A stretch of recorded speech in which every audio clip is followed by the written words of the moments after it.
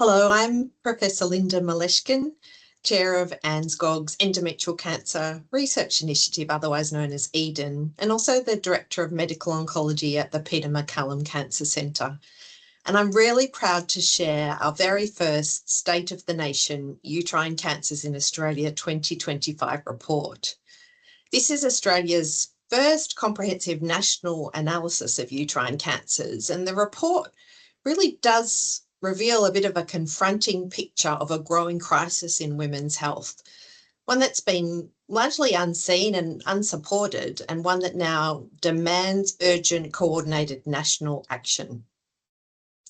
Uterine cancers is one of Australia's fastest growing cancer in women, and it occurs when abnormal cells grow in the uterus, otherwise known as the womb, and there are two main subtypes, one being endometrial cancer and the other being uterine sarcomas.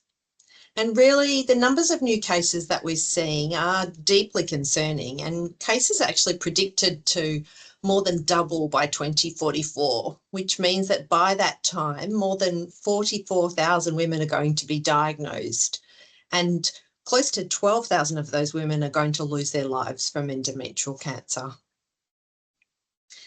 Now, previously, this was considered a disease of older women, but now we're actually seeing a rapid rise in younger women, with incidence in those aged between 25 and 44 expected to increase by around 60% in the next decade. That's a lot.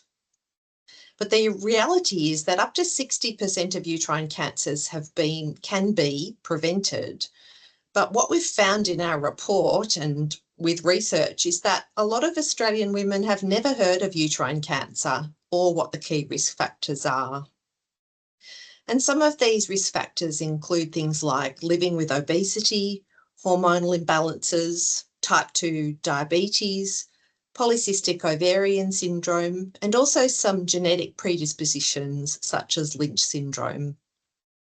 And unfortunately, we know that not all women have an equal chance of survival. The disease is more commonly seen in women from an Aboriginal or Torres Strait Islander background, those from regional or remote communities, or those living in areas of socioeconomic disadvantage. And these women tend to have later diagnoses, more advanced disease, and more trouble accessing specialist care. And we need to change this. But despite this growing burden, uterine cancer remains underfunded and under-researched. But we can change this. Our State of the Nation report calls for a coordinated national strategy to halve the incidence, eliminate inequities, ensure access to precision cancer care for all women, support all women to live well, and to invest a lot more in research and data. Reversing the rise in uterine cancer is possible, but it's going to take national leadership, collaboration, and investment. You can help by visiting anzgog.org.au, downloading the report and sharing it with your community.